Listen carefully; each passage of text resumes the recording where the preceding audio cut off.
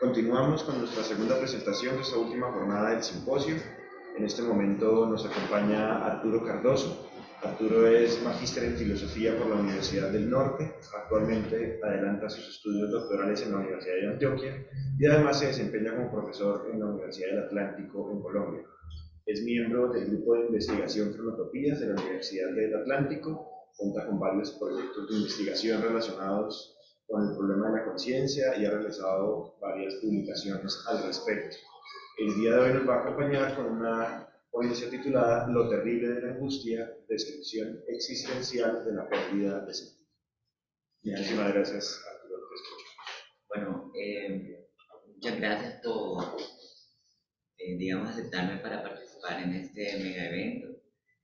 También a los que me escuchan en manera virtual, a los presentes. De verdad me honra mucho su presencia y su atención, ¿no? Bueno, mi propósito con esta presentación es hacer justamente una descripción del sinsentido, ¿no? La experiencia de que quizás en algún momento hemos tenido de que nada tiene algún significado, ¿no? Sentido existencial. Por cuestiones de tiempo, porque bueno, la idea sería presentarlo desde tres autores, Kierkegaard, Sartre y Heidegger, pero por tiempo solamente me voy a enfocar en Heidegger. Quizás haga algunas referencias a los otros autores, entonces para que vean una relación. Lo segundo, y es que también voy a estar hablando bastante de la nada, porque hay una relación interesante entre esta experiencia sin sentido con estar delante de la nada, ¿no? Entonces, esa es otra aclaración que quisiera hacer. Entonces, hay algo muy curioso, y no voy a ser, digamos, fiel al título de mi presentación, y es que tanto Heidegger como Kierkegaard y Sartre en sus textos, cuando van a hablar sobre la nada, no empiezan directamente tocando el tema de la angustia, sino que hablan primero de el aburrimiento. Por ejemplo, en que es metafísica, Heidegger habla primero del sentimiento de tedio. Sartre, en la náusea, habla también del aburrimiento. Y Kierkegaard, en la rotación de los cultivos, también habla del aburrimiento. O sea, la primera oración de Kierkegaard es todos los hombres son tediosos. Y comienza a hablar del tedio, del aburrimiento, de que el hombre estaba, bueno, suena un poco machista ahora que lo pienso, el hombre estaba aburrido y por eso le fue creada Eva.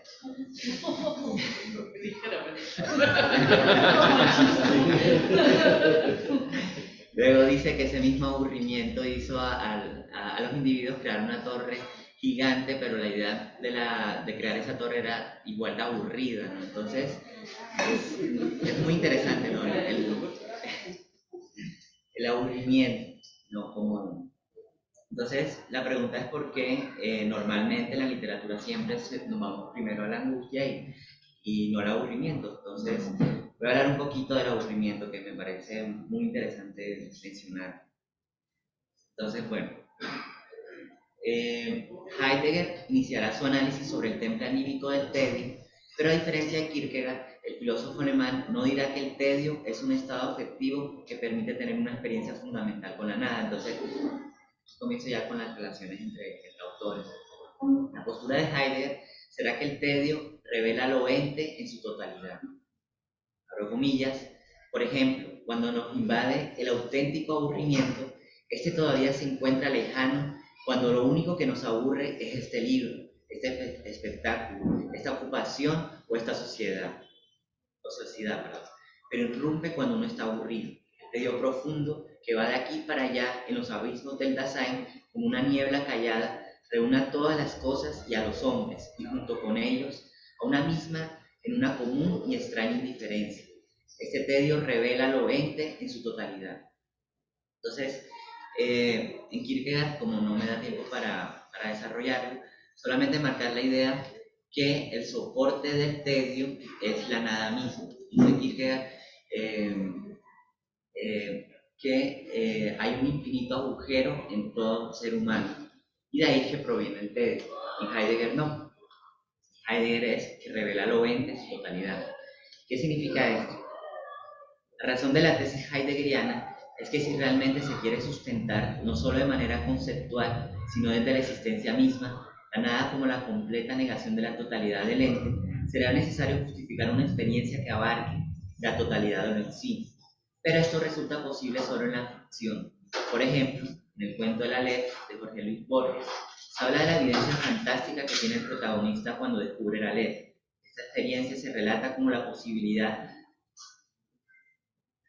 de poder ver todo el universo de manera simultánea, una mirada que permite ver toda la existencia desde todos sus ángulos. Una vivencia así no se asemeja nada a lo real.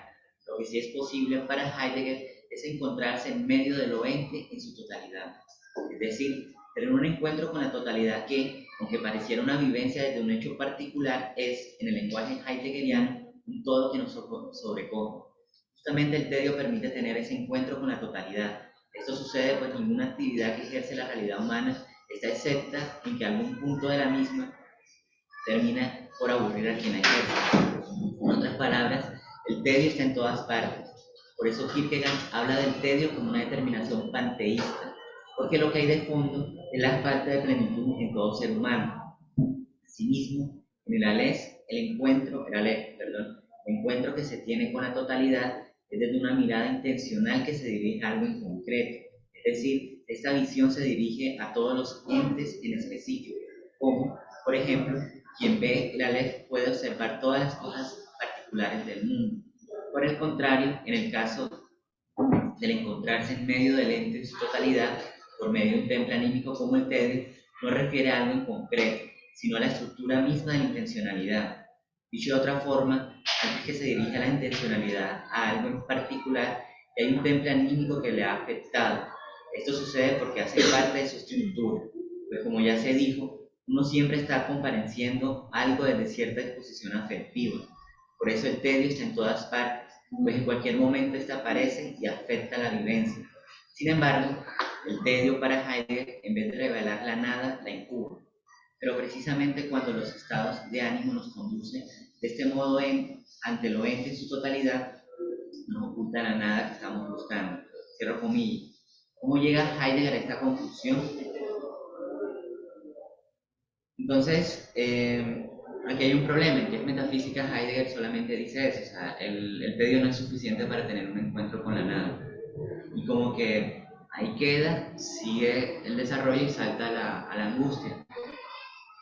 Claro, es una ponencia que presentó a la Sociedad de Teología y no iba a desarrollar todo un concepto sobre el tedio. Hay un texto muy interesante que lo voy a referenciar ahora, un curso que dicta Heidegger sobre el aburrimiento, o sea, todo un semestre hablando sobre el aburrimiento. Qué divertidísimo. Del 29 al 30, que tiene por título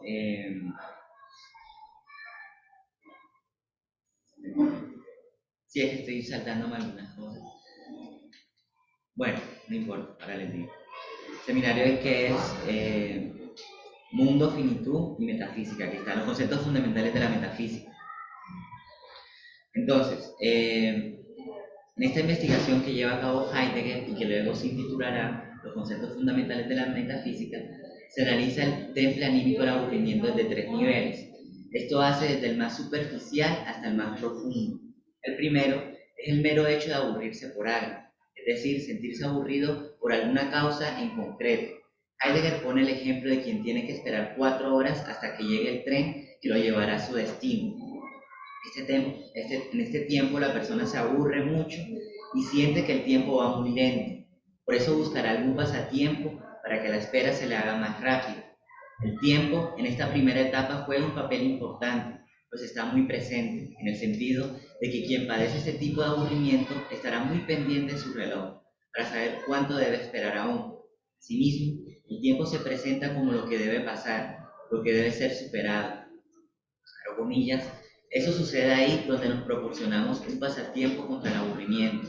donde este sentido hacemos que transcurra el tiempo en cada caso tal y cual modo, cierro comillas. Para el segundo nivel, Heidegger habla del aburrimiento en. En esta diferencia del primero, no refiere a una causa específica, sino al hecho que la situación misma se ha vuelto aburrida. Es decir, uno se siente aburrido y no sabe cuál es el origen de esta sensación. En otras palabras, el aburrimiento se ha vuelto indeterminado. Esto es porque no existe una causa específica que se le pueda acuñar el origen de este sentirse aburrido. Como dice Heidegger, la comparación entre las dos formas del aburrimiento aporta que en el primer caso tenemos algo aburrido determinado y en la segunda forma algo indeterminado que aburre. Para esta etapa, Heidegger toma por caso a la persona que va a una fiesta y que la música, comida y compañía fueron muy agradables. Incluso muchos de los individuos que estuvieron en dicha celebración confiesan que la pasaron muy bien. Sin embargo, tal individuo manifiesta que estuvo aburrido todo el tiempo y no sabe por qué. O sea, no sé si alguno ayer en la fiesta se aburrió y aunque fue espectacular, bueno, este individuo manifiesta que sí se aburrió. Para este caso, el tiempo pierde importancia. Pues ya no se trata de ansiar que pase rápido el tiempo para salir del momento del tedio, sino que el tiempo se ha detenido. ¿Qué significa que el tiempo se ha detenido? Significa que la persona se ha quedado detenido en el presente. Es decir, no espera que algo acontezca y lo saque de su aburrimiento, como en el primer caso, ¿no? Tampoco anhela nada de su pasado, simplemente se encuentra aburrido. Es por ello que los pasatiempos no sirven para este nivel de aburrimiento, pues si estos se presentan como salidas para que se acote el tiempo, acá lo temporáneo es ignorado, y lo que se haga seguirá siendo aburrido. Por eso al principio se afirmó que para este nivel la situación se ha vuelto aburrida, ya que el aburrimiento está disperso en todo lo que se está viviendo. Como bien afirma Heidegger, aquí por el contrario, en el segundo caso, lo que aburre no viene de afuera, se alza desde la propia existencia. El último grado de tedio, el aburrimiento profundo, su forma es la más indeterminada e impersonal posible. Es un estado que no se le puede ejemplificar porque no es causado por algo ni aparece en una situación específica. Al respecto, Heidegger dirá: uno se aburre. ¿Qué es? Aquel es al que nos referimos cuando decimos hay relámpagos, truena, llueve. Es a título para lo indeterminado y lo desconocido. Pero después de todo, lo conocemos y lo conocemos como perteneciente a la forma más profunda del aburrimiento, lo que aburre. De esta manera, este nivel de aburrimiento profundo, al que Heidegger llama como uno se aburre, indica la desaparición del sujeto en un uno indiferente. Ya no se trata de que yo me encuentro aburrido por algo, como en el primer nivel, y se está aburrido en cierta situación como en el segundo nivel. Acá el uno es la completa indiferencia que se tiene sobre todos los entes. En este punto se justifica porque el tedio revela lo ente en su totalidad, pues en el aburrimiento profundo todo pierde significatividad, ya nada es interesante o importante. Es decir, hay un encuentro con la totalidad de las cosas, no como en Aleph, que se puede ver la totalidad de las cosas en concreto, sino que la experiencia con la totalidad es desde una completa indiferencia hacia ella, que hace que todo sea amor. Asimismo, para Heidegger, el aburrimiento profundo es la condición de posibilidad para que exista la primera y la segunda forma de tedio. Entre comillas, solo porque en el fondo de la existencia acecha esta posibilidad constante, el hombre puede aburrirse o ser aburrido por las cosas, y los hombres en torno a él, solo porque toda forma de aburrimiento viene a alzarse desde esa profundidad de la existencia. Dicho de otra forma, en los dos primeros niveles de tedio se cree ingenuamente que la causa de cualquier aburrimiento era por algo o por una situación, pero para que se dé tal tedio es necesario que exista como condición de posibilidad el aburrimiento profundo. En los dos primeros niveles de tedio, el cambio de situación o el cese de lo que se creía generaba aburrimiento parecía ser la solución definitiva para acabar con el tedio. Sin embargo, pasando algún tiempo surgirá otra situación o hecho que volverá a generar aburrimiento. Esto sucede porque lo que siempre está de fondo como posibilidad es el aburrimiento profundo. Es decir, en la estructura misma del Dasein habita la posibilidad de que en algún momento cualquiera pueda sentir este temple de ánimo. Se puede decir que la tesis heideggeriana se asemeja al axioma kierkegaardiano, que asegura que todos los hombres son tediosos. pues en ambos casos se reconoce que el aburrimiento está en todas partes. Ahora bien, habrá que preguntarse si Heidegger cree, al igual que el filósofo danés, que el tedio surge de la nada. Aquí es interesante, ¿no? Porque en la rotación de los cultivos, Kierkegaard dice que siempre queremos estar entretenidos, ¿no? Y siempre esa necesidad por no sentirnos aburridos, entonces hay que ver series de Netflix, hay que salir, siempre hay que hacer algo, ¿no? Porque el aburrimiento es muy insoportable y no podemos estar aburridos, ¿no? Un poco lo que decía la sociedad del espectáculo, siempre hay que estar entretenidos, ¿no? Pero es interesante porque el aburrimiento siempre vuelve a aparecer, siempre, y lo relata muy bien Sartre en La náusea, cuando Rocketing, después de haber viajado, después de haber hecho un montón de cosas súper interesantes, se siente aburrido. Y la náusea empieza con el sentimiento de aburrimiento. Por eso les decía al principio cómo es interesante esta noción que casi no, bueno, me parece que debería tener más importancia. Bueno, ¿cuánto tengo? Ya te digo.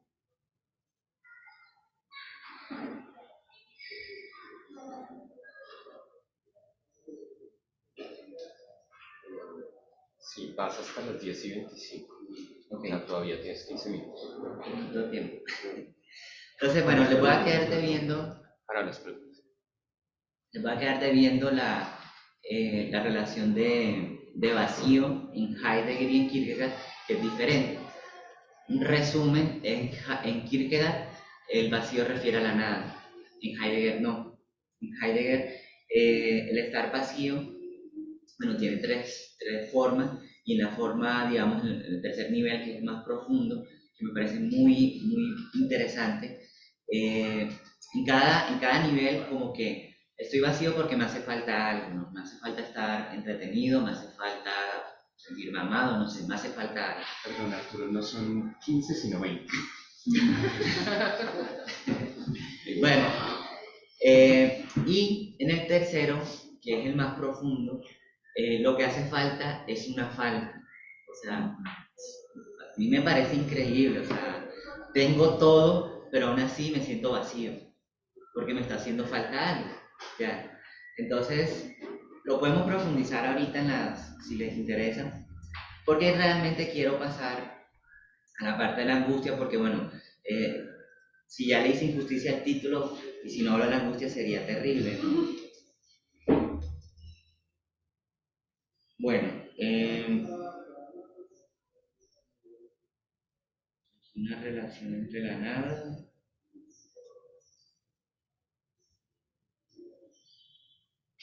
Bueno, entonces la pregunta sería, ¿por qué después de toda esta descripción sobre el tedio, el tedio todavía no es suficiente para llevar una experiencia auténtica con la nada? Sería la pregunta, ¿no? Yo creo que sí se puede tener una experiencia con la nada, pero hay un problema. Y el problema está en estos niveles del tedio. En el primer nivel yo les hablaba de causas concretas. Entonces, estoy aburrido, voy a salir. Ya, entonces pensaría que la causa del aburrimiento es algo en concreto, pero en realidad no es así. O sea, hay un trasfondo, que es el tercer nivel, que es el tedio profundo, que es lo que realmente está ahí como posibilidad de aburrimiento. Pero claro, en nuestra experiencia cotidiana solemos confundir esos niveles de aburrimiento, entonces creemos que estamos aburridos por algo. Esa confusión hace que digamos, un encuentro auténtico con la nada, y hay otro estado fundamental que sí nos pone de frente con la nada, y ese es la angustia, y vamos a ver por qué. Bueno, aquí estoy saltándome esto acá. Previamente se ha mencionado que la diferencia para Kierkegaard, bueno, esto no lo mencioné entre el medio porque lo acabo de saltar, la angustia, pues la diferencia en Kierkegaard es la causa concreta, ¿no? Entre el miedo y la angustia. O sea, una diferenciación muy importante porque normalmente creemos que el miedo es igual a la angustia, pero no. Yo puedo sentir miedo ahora porque, no sé, esto comenzó a moverse y sé que se va a caer y tengo miedo porque es algo concreto, ¿no? Pero puedo sentir angustia si estoy en un quinto piso mirando un precipicio y aunque el edificio no se esté moviendo, me siento tentado, siento angustia porque estoy contemplando la posibilidad de saltar. ¿Ya? Y es una posibilidad porque de pronto no lo haga, de pronto sí. Entonces esa posibilidad, que es una posibilidad frente a la nada, que es indeterminada, porque finalmente no vamos a saber qué va a ocurrir, es la diferencia entre angustia y miedo, perdón. Bueno, Heidegger continúa con esta tesis, o sea, con la diferencia entre angustia y miedo, y la profundiza en ser y tiempo. Lo primero que hará el filósofo alemán será analizar el temple anímico del miedo. En dicho análisis, Heidegger divide este fenómeno o lo trata en tres particularidades: el antequé del miedo, el tener miedo y el porqué del miedo. Cabe mencionar que estos tres aspectos del miedo se aclara la estructura misma de la afectividad. El primero, el antequé del miedo, indica el carácter de lo amenazante, es decir, cuando se experimenta temor, la causa o origen de este miedo es algo que puede resultar perjudicial. Lo perjudicial es un hecho determinado. En otras palabras, lo que atemoriza es algo que realmente puede dañar a la persona. Por ejemplo, se tiene miedo a un animal salvaje porque se sabe que éste puede lastimar o afectar al ser humano. Aunque lo temible puede que no termine lastimando. Esta incertidumbre termina siendo una razón más de miedo. El segundo aspecto de este temple anímico, el tener miedo, refiere a la apertura del Dasein con el mundo. Abro comillas, el tener miedo en cuanto a posibilidad latente del estar en el mundo afectivamente dispuesto, vale decir la medrosidad, abierto ya de tal manera al mundo que desde él puede acercarse a lo temible. Dicho de otra manera, el tener miedo es una forma de cómo el ser humano es afectado por algo determinado en su entorno o la correlación que tiene con el mismo. Por último, el porqué del miedo es la experiencia de que el Dasein teme a su ahí, lo que viene a significar que, abro comillas, el Dasein en cuanto a estar en el mundo es miedoso, cierro comillas. Se va a aclarar que esta condición de ser medroso no debe ser entendida como una predisposición particular en todo individuo, sino como una posibilidad existencial de la disposición afectiva del Dasein, es decir, una forma de apertura, no la única que tiene el Dasein de encontrarse en el mundo. Ahora bien, la razón por la cual Heidegger habla primero del miedo y luego de la angustia es para poder mostrar el contraste entre un temple anímico de origen determinado y uno indeterminado, o, dicho de otra forma, entre una emoción de contenido intencional concreto y un temple anímico fundamental.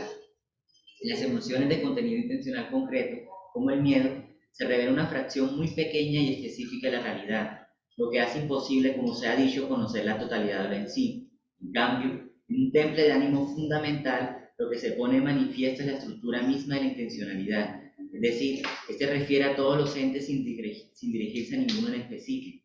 Por eso, que los templos de ánimo fundamentales, como indica Rodríguez, posibilitan el ascenso del ser más propio de la vida fática. Esto significa que por el miedo, un análisis de los estados afectivos fundamentales se puede llegar a tener una comprensión del ser en mundo en cuanto tal. Como afirma De Lara, las disposiciones afectivas no son solamente uno de los aspectos que de dicha analítica debe mostrar como constitutivos del ser de este ente, sino la vía por la que este ente se abre a sí mismo y a su estar siendo, esto es la condición fundamental para que la propia analítica pueda llevarse a cabo. Sin embargo, no toda disposición estará en condiciones de lograr esto, sino que será precisa una que no permita al Dasein diluirse de nuevo en sus quehaceres, una que lo ponga directamente ante su facticidad. La angustia es fundamental precisamente por este motivo, y a fin de posibilitar un posterior contraste con ella, se introduce ahora la disposición afectiva del miedo. Entonces, comento algo pequeñito, es lo que les decía ahorita, ¿no? Yo puedo ir en un avión, sentir miedo, de hecho me pasó, y pensar en mi ser para la muerte, o sea, que soy finito, que me queda poco tiempo, que voy a morir, y de un momento a otro el avión ya vuelve a estar normal. Y ya mi reflexión sobre la muerte pasa y sigo en la cotidianidad. Entonces, ese problema que hay entre el tedio y el miedo es lo que no nos permite tener realmente un encuentro con la nada, ya que con esta experiencia de, bueno, que ahora les voy a mostrar. La razón por la cual ya leí esto. Lo que dice su autor es que estos estados anímicos como el miedo, que son de causa determinada, se pierde de vista la facticidad del Dasein. En otras palabras, se pasa por alto su condición originaria, en su estar siendo, que es previa a todo análisis. Por ejemplo, bueno, este fue el ejemplo que les acabo de decir. Al tener una causa determinable, el miedo y otros estados anímicos hacen que la persona se enfoque en dicha causa y no en su relación originaria con el mundo. Pasa algo similar con el tedio, pues cuando se vivencia este estado de afectividad, en su primer nivel, lo común es buscar la forma de no sentirlo. Lo importante es quitar la aparente causa del tedio, pero en ningún momento se interroga su estructura originaria o su facticidad. Al creer que el tedio solo se debe a causas ópticas, como por ejemplo una clase con poca motivación, una mala conversación, un discurso extenso, entre otras, se descuida su estructura ontológica. En tal estructura, como se mostró previamente, se encuentra que el tedio revela lo ente en medio de la totalidad. Se debe reiterar que tal revelación solo es posible en el tercer nivel del tedio, el aburrimiento profundo, pues allí, como se dijo, se conoce lo ente en su totalidad por la total indiferencia que se siente cuando se está templado por este ánimo fundamental. Ahora bien, la angustia por su carácter indeterminado hace que se pierda el sentido de todos los entes intramundanos. Es decir, a diferencia del miedo, no importa qué es lo que amenaza, pues la nada de lo que está a la mano, de lo que está ahí dentro del mundo, funciona como aquello ante que la angustia se angustia.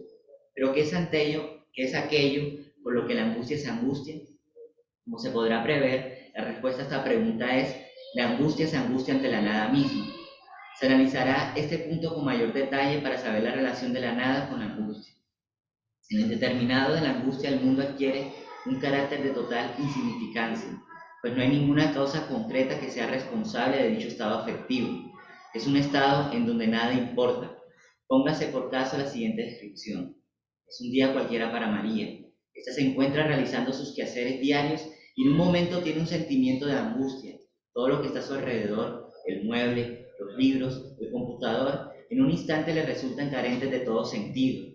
Asimismo, las personas con las que pudiese encontrar no tendrían ningún valor para María. Incluso para sí misma se siente indiferente. Su cuerpo, recuerdos, pasado o futuro no tienen ningún significado.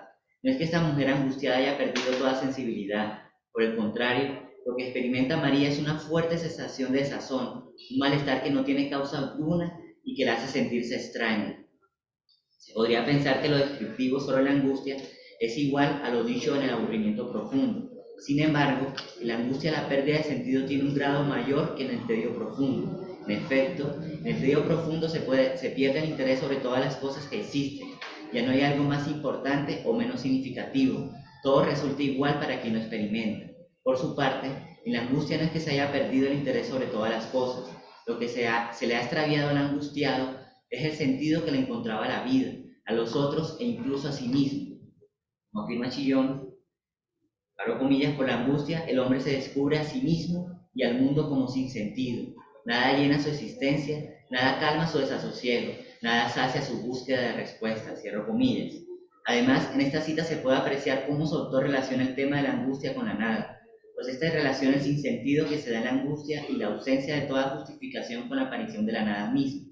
En otras palabras, en la angustia, cuando se descubre la nada, que nada tiene sentido, que no hay una razón para sentirse angustiado y que nada puede calmar esta sensación, se está mostrando cómo en la angustia aparece la nada misma. Se debe aclarar que si los estados afectivos muestran cómo uno está y cómo uno le va, para el caso de la angustia, lo que se indicará es que en la angustia uno se siente desazonado. ¿Qué significa sentirse desazonado? Además de ir acorde con la anterior descripción, sentirse desazonado también hace referencia a lo terrible de la angustia. ¿Qué es lo terrible de la angustia? Se empezará por responder que Rivera traduce la expresión "ist eine peinlich", me perdonan el francés, como uno se siente desazonado. No, es un chiste cuando uno no... Bueno, perdón por el mal chiste. Por no comprender el chiste. Cuando uno dice algo coloquial, uno Perdón dice... por tirarme el chiste. Bueno, como no se siente desazonado. Rivera opta por traducir Unheimlich como desazón y no inhóspito como lo hace Gauss, pues aunque lo etimológico de la palabra Unheimlich quiere decir que no tiene hogar, la palabra inhóspito apuntaría a una interpretación de no sentirse acogido. En cambio, la palabra desazón apunta al hecho mismo de lo terrible que puede sentirse fuera de tiempo, fuera de sazón. Todas estas observaciones indican que lo terrible de la angustia es el sentirse sin hogar, no tener dónde estar, creerse que no se pertenece a ninguna parte. Se va a añadir que el término Unheimlich ya había sido estudiado por Freud en su texto Das Unheimlich.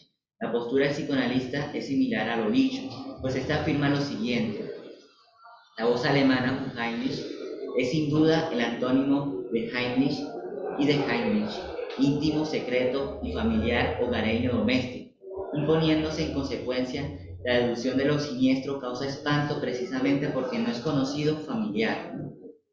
Freud se apoya en una serie de ejemplos para mostrar cómo lo Unheimlich está relacionado con el sentimiento de extrañeza, con lo desconocido. En síntesis, con lo terrible que puede resultar no poder dar. No, pero ahí tienes batería, ¿cierto? No tienes nada de batería. Poquito, en cualquier momento se puede. Cualquier momento no dure nada.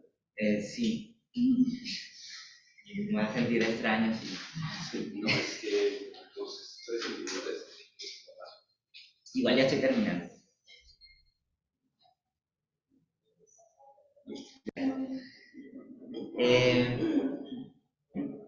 Freud se apoya en una serie de ejemplos para mostrar cómo lo Unheimlich está relacionado con el sentimiento de extrañeza, con lo desconocido, en síntesis con lo terrible que puede resultar no poder dar una explicación a lo que está aconteciendo y por eso sentirse expatriado o lejos de su hogar. De todos estos ejemplos, da Freud, si quisiera mencionar brevemente el que se hace alusión al cuento escrito por Hoffmann que se intitula El hombre de arena. Este escrito relata la historia de un niño que le dicen que si no se porta bien, vendrá el arenero y le sacará los ojos. No creo que José Luis quiera contarle ese cuento suyo. El terror que puede causar la pérdida de dicho órgano hace que el niño tenga una serie de alucinaciones que lo lleven paulatinamente a la demencia. Lo terrible que puede ser el hecho de perder la vista no solo intranquiliza a los niños, sino que también es un temor de muchos adultos, por ejemplo. Por otro lado, la pérdida de la vista descrita en este cuento se puede relacionar con la pérdida de sentido que se da en la angustia, pues quien no puede ver no entiende lo que sucede a su alrededor, pero se aclara que no se está haciendo referencia al hecho de no poder percibir con los ojos cualquier cosa mediante la acción de la luz. La pérdida de la vista, para este caso, hace refiero al hecho de no poder encontrarle o comprobar que las cosas tienen algún sentido. El arenero o Sandman, la cultura anglosajona, es un personaje que le echa arena a los niños para que estos no se queden dormidos. En la versión distorsionada que le cuenta la criada Natael, el protagonista del cuento, el arenero les arranca los ojos a los niños. Esto da a pensar que el cuento de Hoffmann, la pérdida de la vista, resulta aterradora, violenta y no inocente como en el relato popular. Por eso Natael nunca queda ciego, pues lo que le roba el arenero es algo más valioso que su vista. El arenero le roba su capacidad de ver con claridad lo que está sucediendo, o sea, el sentido. Como por ejemplo, cuando Natael confunde aparentemente una muñeca con una mujer y hasta se enamora de ella. Es decir, él pierde la capacidad de discernir entre lo animado con lo inanimado. Ahora bien, hay un plano más profundo de la pérdida de sentido en el cuento de Hoffmann que remite directamente a lo extraño. Esto se da porque Hoffmann nunca deja una línea delimitada si lo que está viviendo Natael es real o si se trata de alucinaciones propias de una enfermedad mental. Es un cuento que, en su universo, remite a lo Unheimlich, porque quien lo lee no puede familiarizar con sus vivencias cotidianas. En la angustia, el grado de extrañeza es mucho mayor, pues el angustiado no tiene un punto de referencia. Al menos en el cuento de Hoffmann había dos posibles interpretaciones que se le pueden hacer a su cuento: entenderlo como un caso típico de demencia o comprenderlo como una historia fantástica donde el arenero efectivamente sí existe. Hecha la anterior salvedad, se pasa a indicar que la sensación de desamparo producida por la angustia y la pérdida de todo sentido de los entes intramundanos no significa para Heidegger la ausencia del mundo. Por el contrario, Quiere decir que el ente intramundano es en sí mismo tan enteramente insignificante que, en virtud de esta falta de significatividad del intramundano, solo sigue imponiéndose todavía el mundo en su mundanidad. Esto significa que el origen de la nada que oprime a quien la experimenta es el mundo mismo, no un ente en particular en el mundo, ni la suma de todos los entes en el mundo, sino de la posibilidad de la mano en general. En otras palabras, el origen de la nada se halla en el mundo mismo, no en algo en específico, sino en las posibilidades que se tiene al estar en el mundo. En síntesis, como afirma García, el antequé de la angustia es negativamente la insignificancia de todo ente, la nada óntica, y positivamente el estar en el mundo en cuanto tal. Por otro lado, Heidegger encuentra la estrecha relación que existe entre la angustia y la libertad. La angustia revela al Dasein el estar vuelto hacia el más propio poder ser, es decir, revela su ser libre para la libertad de escogerse y tomarse a sí mismo entre manos. La angustia lleva al Dasein ante su ser libre para la propiedad de ser en cuanto a la posibilidad que él es desde siempre. Pero este ser es, al mismo tiempo, aquel al que el ser Dasein está entregado en cuanto a ser en el mundo. El angustiado que ha perdido toda dirección o indicación de cómo estar en el mundo descubre las infinitas posibilidades que puede realizar, es decir, la angustia le ha revelado su ser libre. Esto hace parte de su ser más propio. Sin embargo, lo terrible de la angustia puede resultar insoportable a quien la padece. Por eso habrá algunos que optarán por perderse o enajenarse en los fenómenos cotidianos. Dicho de otra manera, algunos se olvidarán de su ser más propio, todo con el afán de buscar alivio y calma ante el hecho mismo de estar delante de la nada.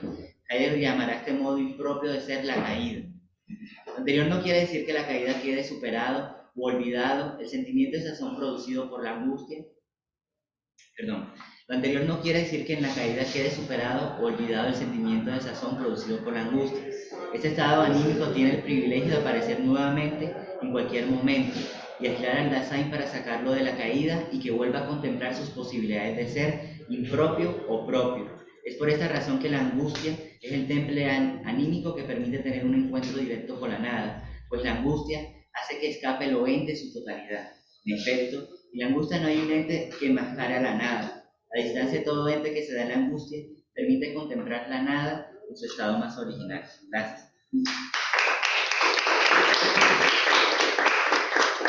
Muchísimas gracias, Arturo. Tenemos tiempo para algunos comentarios, preguntas que quieran hacer.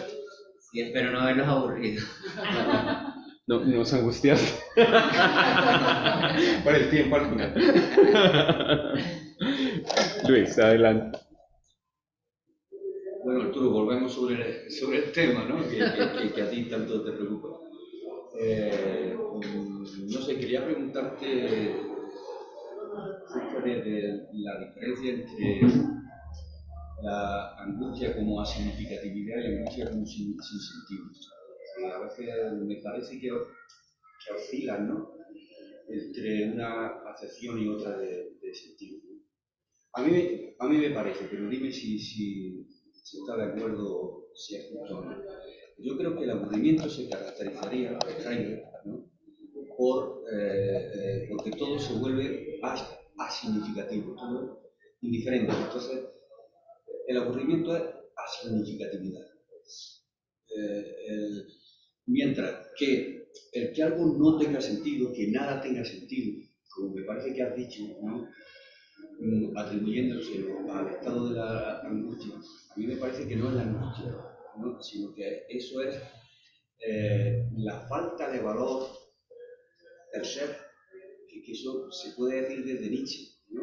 Pero desde Heidegger me parece que esa posición no está ahí, no sé. La angustia es más bien una falta de fundamento, porque si te acuerdas, termina el artículo diciendo, bueno, aquí se desvela lo que estaba latiendo desde el principio en el análisis de la angustia, que es la pregunta, ¿por qué el ser y no más bien la nada? ¿Qué fundamento tiene el ser? ¿Qué fundamento tiene el ente en su totalidad? Entonces, lo que angustia ahí es que carece de fundamento, ¿no? Y esa es la nada, ¿no? El abrum. Fin. No, yo estoy totalmente de acuerdo. La diferencia entre la significatividad y sin sentido. De hecho, la postura de Heidegger no es que el sentido sea añadido, no es que yo le dé sentido a las cosas, sino que desde siempre hay una comprensión de las mismas. Ya, en el caso de la angustia, o sea, hay un hecho totalmente indeterminado, ¿ya? Y es una situación que genera mucho problema y creo que hay una situación paradójica que ya Sartre había mencionado en la náusea. Bueno, yo lo dije también, es que no sé por qué lo tengo tan presente, en la imagen del banco, o sea, en el banco rocketing se hace uno con la existencia, todo pierde significado y es un estado que uno podría decir, bueno, se trata de un estado de un demente, pero no, es un estado en que rocketing se encuentra justamente con la nada, que nada tiene ningún soporte último o trascendental o una esencia que determinaría la existencia. Entonces, la paradoja está en que este señor no puede comunicar esa experiencia, no puede comunicar lo que está viviendo. Pues solamente lo comunica cuando escribe la náusea, cuando se sienta cuando las palabras recobran su sentido. Entonces, la paradoja que nos dice que no puede existir un momento de significatividad porque sería inexpresable. Y ya eso también aparecía en los relatos que hace este autor sobre la pequeña René que se recupera de esquizofrenia. Cuando le da estos episodios de esquizofrenia, ella no puede comunicar lo que está pasando. Es cuando está curada, es que puede hablar de lo que estaba viviendo, que justamente es un sentimiento existencial, que hay una comprensión, de pronto no conceptual, de pronto no, sino desde el mismo estado de sentimiento. Entonces, claro, yo reconozco, o sea, me da culpa que la lectura que le estoy dando aquí de Heidegger tiene un enfoque muy sartreano, porque el hecho de meter la libertad, el hecho es como, sí, o sea, no quedarme solamente en la parte, digamos, y bueno, eso sí lo hago después, pero en lo que presento hoy, no solamente en que la angustia sirve para poder tener un encuentro con la nada y esta para poder encontrar lo más propio del ser, no, sino que lo remito directamente al sentimiento existencial, que es lo que a mí me interesa. Entonces, pues no sé si respondí, si era por ahí, igual si se puede hacer otra pregunta, genial. Sí, bueno, hay otra pregunta en el chat y entonces voy a autorizarle a Ana Lino que abra su micrófono para que la podamos escuchar. Hola, sí, ¿me escuchas? Perfectamente, gracias Ana, más o menos. Dale, Gracias, adelante. sí. Bueno, yo quería preguntarte algo para Arturo. Si en algún momento encuentras como una falta de confianza, eh, Ana, discúlpanos, pero realmente no entendemos absolutamente nada, se entrecorta muchísimo tu voz. No sé si tienes la posibilidad de mejorar un poco tu micrófono o sea tu conexión a internet. Si puedes intentarlo, dime. ¿te escuchas mejor así? Uy, lamentablemente No, no no. alcanzamos a entender. Muy disculpas, pero lamentablemente no te De pronto entendemos. si la inscriben, La puedes escribir en el chat y yo la leo con mucho gusto. Mientras tanto, le pedimos el favor a José al Zamora que abra su micrófono y plantee su pregunta.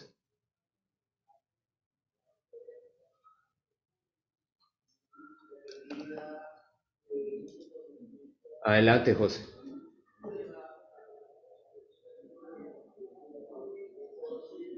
Bueno, no sé si ha sido de pronto por error que levantaste la mano. En todo caso, deberías tener la posibilidad de abrir tu micrófono en este momento.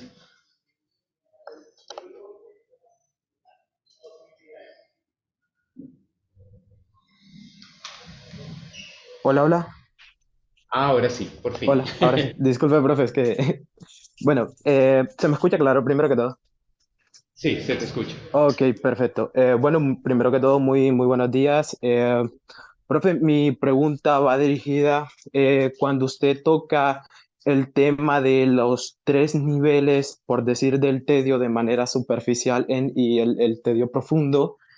Eh, de cierta forma sería reconocer al otro como un distractor, y sé que de pronto suene feo de esta manera, pero el otro como sujeto sería un distractor para encontrarse uno con el yo mismo, para evitar angustiarse uno con su propio tedio.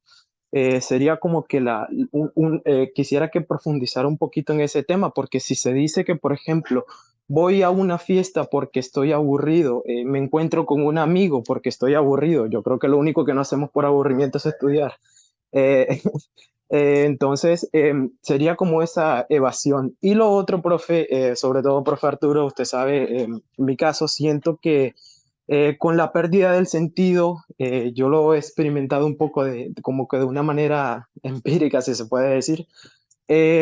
Siento que básicamente cuando yo fui perdiendo mi vista era como una manera de perder la libertad, porque era una forma, estaba experimentando una forma de desconexión con esa realidad que brindaban, por decir, de mis ojos. Entonces, me siento como que un poco bastante identificado con este tema que plantea y pues fue muy angustioso en su momento, sin mencionar la depresión, pero fue muy angustioso en su momento de una realidad de pasar de ser independiente al tener que interpretar, si se le puede decir así, interpretar el mundo exterior a mí a través de los ojos de otras personas, hablando en el tema de las descripciones y todo esto. Entonces, me gustaría pues profundizar un poquito más en esa parte, profe.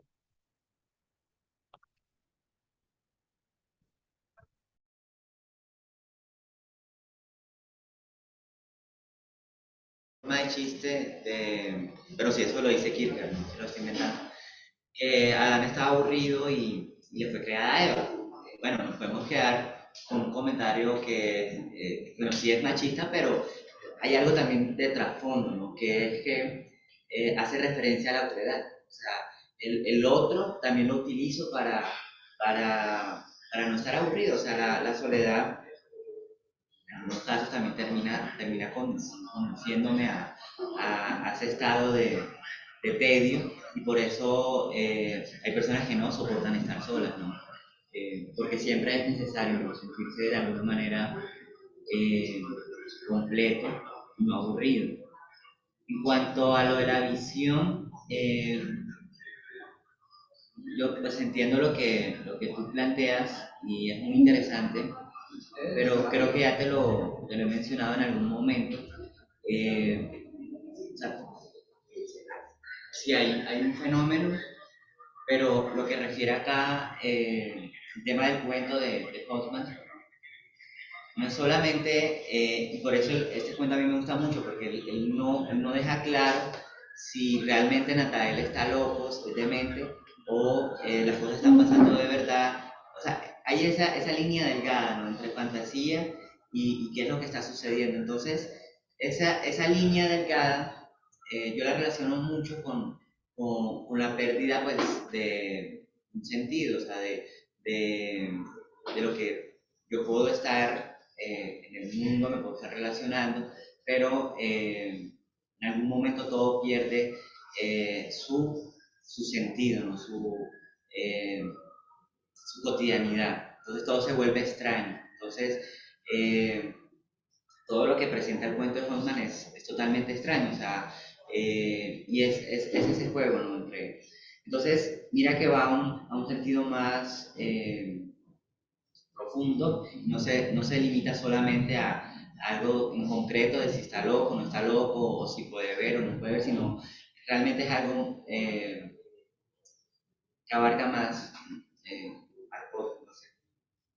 Querido Arturo, muchísimas gracias por tu presentación. Lamentablemente no alcanzamos a dar la palabra a más personas en este momento y lamentablemente también tenemos que cancelar los 10 minuticos de receso que teníamos porque lamentablemente estamos muy atrasados. Mil disculpas.